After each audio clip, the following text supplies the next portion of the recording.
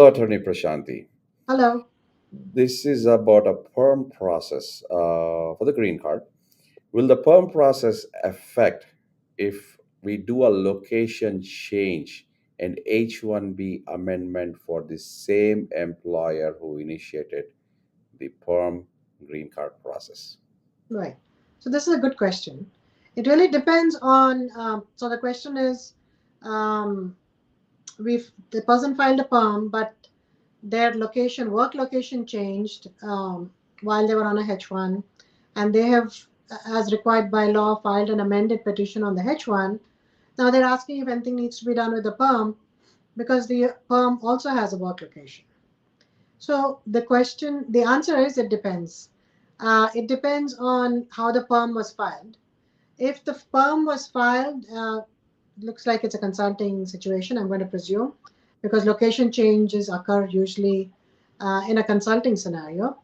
So if the perm was filed with the language that travel will be required, travel relocation to unanticipated work sites will be required, which is how it should have been filed in the and that language has to be included in the job description.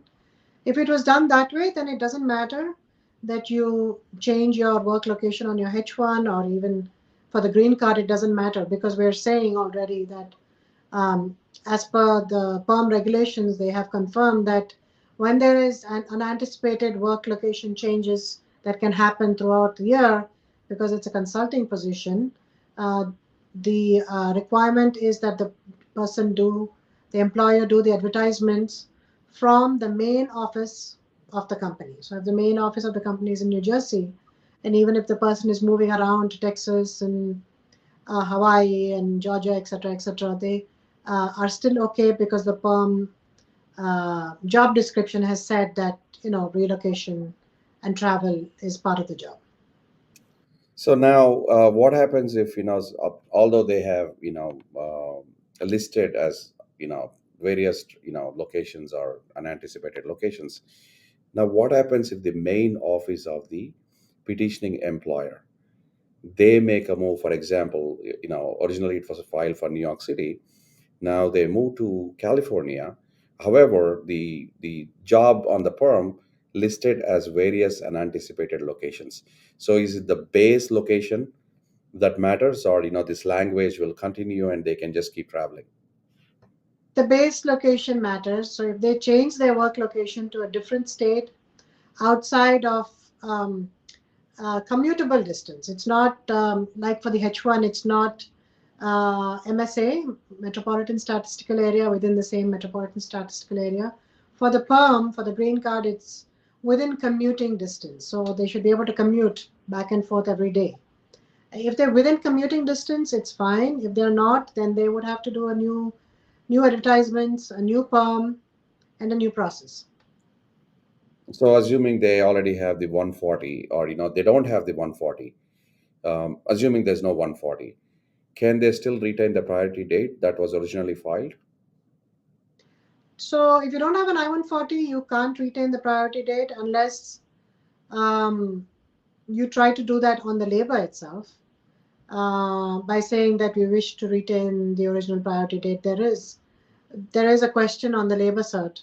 I have to check and see if it's there on the new form, but it definitely was there in the old form. So there is a possibility of being able to retain that, but then you have to show that there's some terms and conditions that apply to that. It's not as simple as retaining the I-140 priority date.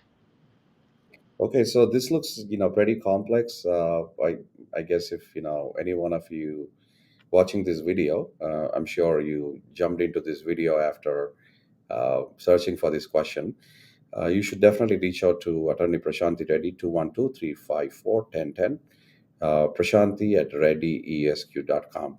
This definitely looks pretty complicated. If now, one last question on this topic.